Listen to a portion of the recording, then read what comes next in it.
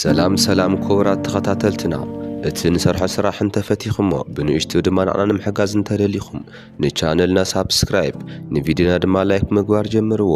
ጽቡቕ ናይ ምዝንጋዕ ግዜ ድማ ይኹነልኩም። ታሪኽና ክጅምር ከሎ ሕጂ ካብ ዘለና የግዘ ቅድሚ ብዙሕ ዓመታት ኣብ ዓለምና ብተወሳኺ ድማ ብሃገር ኣሜሪካ ላዕለዎት ናይ መንግስቲ ኣካላት ዝበሃሉ ተፈራኺሶም ስራሕ ሰነትን ገበንን ድማ ካብ መጠን ንላዕሊ ተስፋሕፊሑ የርእየና። ነገራት በዚ ከየብቅዑ ድማ ኣብዚ ሕጂ እቶም ቤት ማእሰርቲ ዝመሓደሩ ብናይ ሃብታማት ሰባት ኢድ እንትኸውን እቶም ሃብታማት ድማ ሃብቶም ንምውሳኽ ክብሉ ኣብቲ ቤት ማእሰርቲ ካብ ሕጊ ወፃኢ ዝኾኑ ተግባራት እንትፍጽሙ የርእየና። ካብቶም ቤት ማእሰርቲ ውሽጢ ተርሚናል አይላንድ ፔኔተሪ ዝተባሃለን ሄነሲ ብዝተባሃለ ትርግምቲ ጓል ዝመሓደር ቤት ማእሰርቲ ዴዝሬት ዝተባሃለ ሓደ እሱር ክሳብ ዝመውት ዝጋጠመሉ ኣብዚ ናይ መኪና ውድድር ንሓሙሽተ ተኸታተልቲ ዙራት ዘሸነፈ እሱር ነፃነቱ ከም ዝረክብ የርእየና።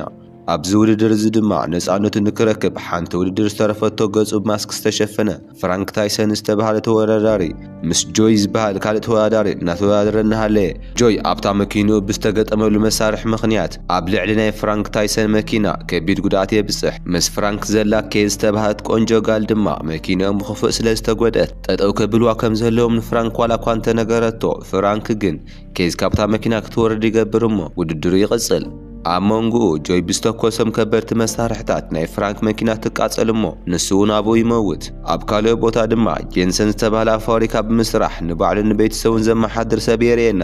ሓደ መዓልቲ ጄንሰን እቲ ዝሰርሐሉ ፋብሪካ ብፖሊሳት ይኸበብ እሞ ኣብቲ ትካል ውሽጢ ብዝስርሑ ካብ ሕጊ ወፃኢ ዝኾኑ ስራሕቲ ምኽንያት ከም ዝተዓፀየ ስለ ዝተገለጸ ናይቲ ትካል ሰራሕተኛታት ሓያል ዓመፅ የልዕሉ። ጄንሰን እውን እቲ ዝሰምዖ ሕማቕ ዜና ንሰበይቱ እንትነግራ ሰበይቱ ድማ ንጄንሰን ንክብርትዕን ተስፋ ንከይቆርፅን ተጽናዕንዖ። ኣብ መንጎኡ እታ ዝደቀሰት ጓሎም ምብኻይ ስለ ዝጀመረት ጄንሰን ነቲ ሃፃን ክሪኣ እንትኸይድ ሰበይቱ ድማ ምግቢ ምስራሓ ትቕጽል። ድሕሪ ዝተወሰነ ደቂቕ ድማ ጄንሰን ፈጺሙ ብዘይተጸበየ መልክዕ ሰበይቱ ተቐቲላ ኣብ መሬት ወዲቓ ይረኽባ። ጄንሰን እውን ብስምባደ ዝገብሮ ጠፊእዎ እናሃለየ እቲ ቀታሊ ናብ ናይ ጄንሰን ዓይኒ ዝኾነ ነገር ድሕሪ ምንፍሑ ጄንሰን ምርኣይ ኣብይዎ ሓለዋት ምጥፋእ እንትጅምር እቲ ቀታሊ ንጄንሰን ብኢዱ ናይ ሽጉጥ ምልክት ኣርእዩ ካብቲ ገዛ ይወፅእ። ጄንሰን ድማ ድሕሪ ብዙሕ ደቂቓት እንትነቅሕ ኢዱ ደም ብደም ኮይኑን ሰበይቱ ዝተቐተለትሉ ካራ ድማ ኣብ ኢዱ ሒዝዎ ይነቅሕ። ብቕልጡፍ ፖሊሳት ድማ ናብኡ ብምምጻእ ሰበይቱ ቀቲሉ ብዝብል ኣብ ኢዱ ቁፅፅር ይውዕል። እዚ ምስ ኮነ ድሕሪ 6 ኣዋርሕ ጄንሰን ሰበይቱ ከም ዝቐተለ ተኣሚኑ ናብ ተርሚናል አይላንድ ቤት ማእሰርቲ ተወሲዱ ንክእሰር ይገብሩ። ጄንሰን እውን ናብኡ ምስ በጽሐ ኦሪች ዝተባሃለ ናይቶም ሓለውቲ ሓላፊ ተቐቢሉ ንእሽተይ ምስ ኣሳቐዮ ጄንሰን ናብቲ ዝሓድረሉ ክፍሊ ይወስዶ። ኣብ ዝቕጽል መዓልቲ ጄንሰን ምስቶም እሱራት ብምዃን ቁርሱ እናበልዐ እናሃለየ ታቼንኮ ዝተባሃለ እሱር ናብኡ ብምምጻእ ቀታሊ ሰበይቱ ኢሉ እንትጸርፎ ኣብ መንጎ ክልቲኦም ሓያል ግጥም ይጅመር። ነገር ግን ገና ከይተጎዳድኡ እናሃለዩ ኦልሪችና ካልኦት ሓለውቲ መጺኦም ንጄንሰንና ንታቼንኮ ምስ ፈላለይዎም ኦልሪች ንጄንሰን ናብታ ናይቲ ቤት ማእሰርቲ ሓላፊ ዝኾነት ሄነሲ ሒዝዎ ይኸይድ። ሄነሲ ድማ ንጄንሰን ምስ ረኣየቶ ፋይሉ ተገላብጥ እሞ ኣብ ናይ ቀደም ህይወቱ ዘርክቦ ዘይብሉ ሓያል መኪና ቅድድም ተወዳዳሪ ከም ዝነበረ ፋይሉ ከም ዝሕብር ገሊጻ ኣብቲ ቤት ማእሰርቲ ዝግበርን ብዙሓት ብመስኮት ቴሌቭዥን ዝከታተልዎ ናይ መኪና ውድድር ኣብ ቀረባ ግዜ ዝሞተ ፍራንክ ታይሰን ኮይኑ ንክወዳደር ንጄንሰን ተሓቶ። ሄነሲ ቅጽል ኣቢላ ድማ ፍራንክ ብብዙሓት ሽቱ ተወዳዳሪ ዝነበረ እንትኸውን ምማቱ ዝፈልጡ ግን ዝተወሰኑ ሰባት ምዃኖም ገሊጻ ጄንሰን ናይ ፍራንክ ማስክ ብምግባር ከምኡ ኮይኑ ክወዳደር ከም እትደሊ ትነግሮ። ብተወሳኺ እቲ ናይ ቀደም ፍራንክ 4 ውድድራት ስለዘሸነፈ ሕጂ ጄንሰን ሓንቲ ውድድር እንተሸኒፉ ነፃነቱ ከም ዝረክብ ስለ ዘኣመነቶ ጄንሰን እውን እቲ ቀጻሊ ፍራንክ ንምዃን ይሰማማዕ። ካብዚ ንድሓር ጄንሰን ኮች ሊስተርና ገነር ዝበሃሉ ነቲ ናይ ቀደም ፍራንክ ታይሰን ከም መካኒክ ዝሰርሑ ምስ ዝነበሩ ሰባት ድሕሪ ምልላዩ እቲ ኮች ዝተባሃለ ዋና መካኒክ ስለቲ ውድድር ንጄንሰን ገለጻ ይገብረሉ። በዚ መሰረት እቲ ውድድር 3 ምዕራፋት እንትህልይዎ ጄንሰን ነፃነቱ ክረክብ እንተደልዩ ናይ 3 ምዕራፍ ውድድራት ብጥንቃቐ ክፍጽም ከም ዘለዎ ይገልጸሉ። ኮች እውን ቅጽል ኣቢሉ ኣብቲ ውድድር ጆይ ፓቸንኮና ፎርቲኬ ዝበሃሉ ሓያላት ተወዳደርቲ ከም ዘለው ዓብዪ ጥንቃቐ ንክገብር ይነግሮ። ኣብቲ ሽዑ መዓልቲ ጄንሰን ምስ እኒ ኮች እናሃለየ ኣብ ኢዶም ሰዓት ዝመስል ዝኣሰሩ እሱራት ካብ ደገ ናብቲ ቤት ማእሰርቲ እናኣተዩ እንትርኢ እንታይ ከም ዝኾኑ እንትሓትት ድማ በታ ኣመሓዳሪት ፍቓድ ተዋሂብዎም ኣብ ደገ ንክሰርሑ ዝተፈቐደሎም እሱራት ከም ዝኾኑን ኣብ ኢዶም ዘሎ ነገር ድማ ንከየምልጡ መከታተሊ ማሽን ከም ዝኾነ ይገልጽሉ። ሽዑ ድማ ጄንሰን ቅድሚ ኣዋርሕ ሰበይቱ ዝቐትለሉ ወዲ ኣብ ኢዱ ነዚ ዝመስል ገይሩ ከም ዝነበረ የስተውዕል እሞ በቲ ነገር ይስንብድ።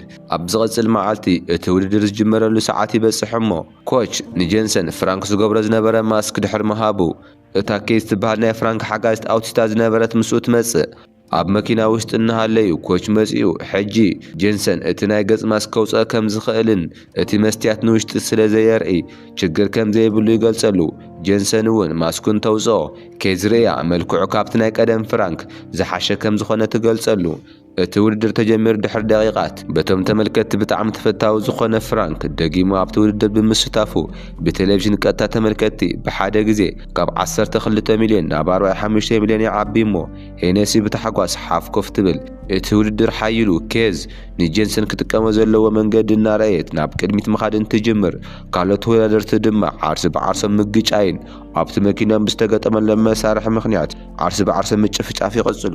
ድሕሪ ብዙሕ ጻንሒት ድማ ጄንሰን ናብቶም መሳርሒ ዝተኩስሉ ተወዳደርቲ ዓጸፌታ መልሲ ክምልሰሎም ዋላ እኳ እንተደለየ ነገር ግን ኣብ ናይ ጄንሰን መኪና ዝተገጠመ መሳርሒ ኣይትኩስ ይብሎ እሞ ሽዑ ድማ ኬዝ ኣብታ መኪና ተንጠልጢላ እቲ መሳርሒ ተስተኻኽለሉ እሞ ምትኳስ ይጅምር። ካብኡ ንዳሓር እቶም ተወዳደርቲ ንጄንሰን ፍራንክ ታይሰን ከም ዝኾነ ብምሕሳብ ንከየሸንፍ ብሓባር ኮይኖም ከቢድ ተኹስ ዋላ እኳ እንተኸፈተሉ ጄንሰን ግን ነቲ ኮልት ዝተባህለ ተወዳዳሪ ምስ ኬዝ ብምትሕባር ምስ መኪናው ኣቃጺሎም ይቐትልዎ።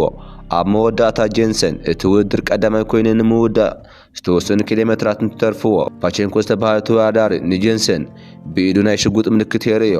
ሽዑ ድማ ጄንሰን ሰበይቱ ዝቐተለሉ ወዲ ከምዚ ዓይነት ምልክት ኣርእይዎ ከም ዝነበረ ይዝክር እሞ ናይ ሰበይቱ ቀታሊ ፓቼንኮ ከም ዝኾነ ይርዳእ። በዚ ምኽንያት ድማ ጄንሰን ደንጊጹ ትኹረቱ ክእክብ ብዘይምኽኣሉ ኣብቲ ውድድር ካብ ኩሎም መወዳእታ ኮይኑ እንተጠናቐቕ ፓቼንኮ ድማ እዚ ምዕራፍ ቀዳማይ ኮይኑ የሸንፍ። ድሕሪ እቲ ውድድር ጄንሰን ናብ ሄነሲ ብምኻድ ካብዚ ንድሓር ከም ዘይወዳደር ዋላ እኳ እንተነገራ ሄነሲ ግን ናይ ጓሉ ፎቶ ምስቶም ናይ ሕጊ ወለዳ ተርእዮ እሞ ጄንሰን ድማ ካብቲ ቤት ማእሰርቲ ነፃ ክወፅእ ከም ዘለዎ ብምእማን ሓሳቡ ይቕይር። ኣብቲ ምሸት ጄንሰን ናብ ፓቼንኮ ብምኻድ ባእሲ እንትጅምር ፓቼንኮ ናይ ኣዕርኽቲ ግን ብቁፅሪ ስለ ዝበልጽዎ ንጄንሰን ብጣዕሚ ይሃርምዎ። ኣብ መንጎኡ ሊስት ዝተባህለ ናይ ጄንሰን መካኒክ ንፓቼንኮ ብድሕሪኡ ስለ ዝወግኦ ናይ ኩሎም ትኹረት ድማ ናብ ሊስት ይኸውን። ምዝንጋዖም ዝረኣየ ጄንሰን ድማ ከም ገሊሉ ብምብርትታዕ ናይ ፓቼንኮ የዕርኽትን ፓቼንኮን ካብ ጥቕሚ ወፃኢ ድሕሪ ምግባሩ ንፓቼንኮ ሰበይቱ ንምንታይ ከም ዝቐትለ እናሓተተ ብኽፉእ ይሃርሞ። ፓቼንኮ ድማ ናይ ጄንሰን ሕርቃን ርእዩ ስለ ዝፈርሐ በታ ናይቲ ቤት ማእሰርቲ ኣመሓዳሪ ትእዛዝ ምኽንያት ሰበይቱ ከም ዝተቐተለት ንጄንሰን ይነግሮ። ጄንሰን ድማ እዚ ምስ ሰምዐ ብጣዕሚ ይሓርቕ እሞ ንፓቼንኮ ክቐትሎ እንትፍትን ናይቲ ቤት ማእሰርቲ ሓለውቲ ቀልጢፎም ብምምጻእ ንጄንሰን ጠጠው የብልዎ። ኣብ ዝቐጽል መዓልቲ እቶም ዝተረፉ 6 ተወዳደርቲ እቲ ናይ ካልኣይ ምዕራፍ ውድድር ይጅምር እሞ ጄንሰን ምስ ፓቼንኮ ብምግጫይን ብምትኹኻስን ህልኻ ዘውድእ ውድድር እናገበሩ ይጸንሑ እሞ ኣብ መወዳእታ ጄንሰን ንፓቼንኮ ከርእዮ ዘይኽእል ጭስ ቦምቢ ይትኩሰሉ እሞ ፓቼንኮ ድማ ምስ መንደቕ ይጋጨ።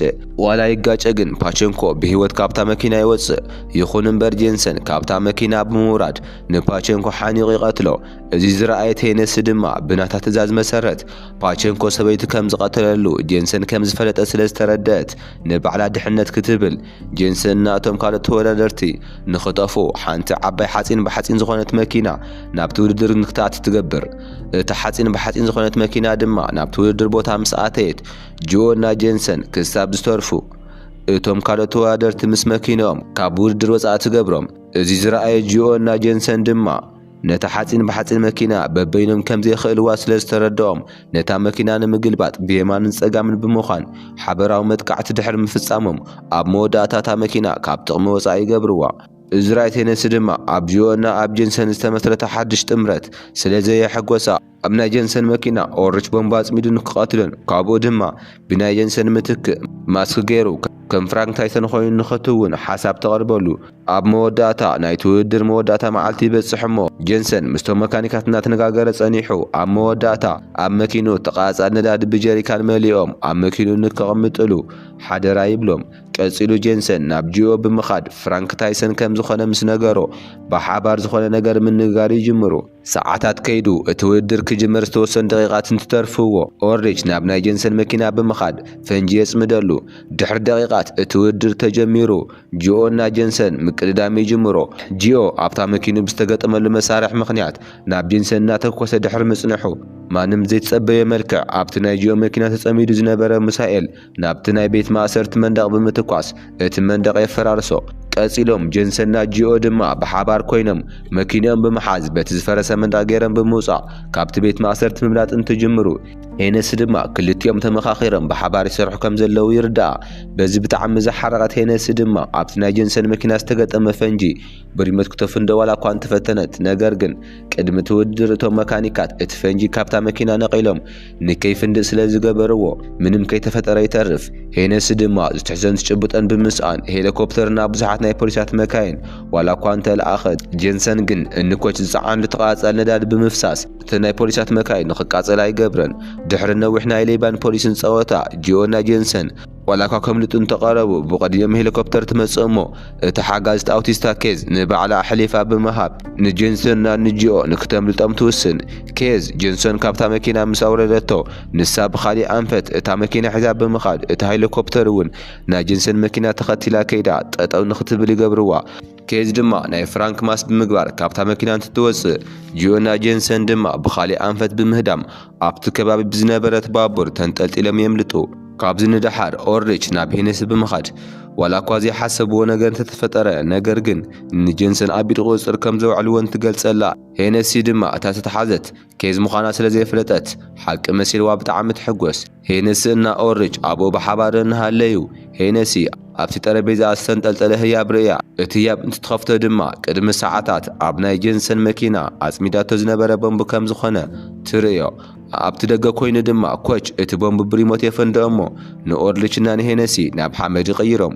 እዚ ምስ ኮነ ድሕሪ 6 ኣዋርሕ ጂኦና ጀንሰን ኣብ ሜክሲኮ ዝትርከብ ንእሽተይ ከተማ መካኒክ እናሰርሑ ንሪኦም ሓደ መዓልቲ ጂኦና ጀንሰን ስርሖም እናሰርሑ እናሃለዩ ብዘይተጸበይዎ መልክዕ ፍርዳ ወዲኣ ካብቲ ቤት ማእሰርቲ ተፈቲሓ ኬዝ ናብቲ ዘለዎ ቦታ ትመጽእ እሞ ሓቒፋ ሰላም ትብሎም ኣብ መወዳእታ ጀንሰን ኬዝ ስለ ዝመጸት ደስ ከም ዝበሎ ገሊጹ ምስቲ ህፃን ጓሉ እናላለያ እናርአና እናሃለየ ድማ ታሪኽና ይውዳእ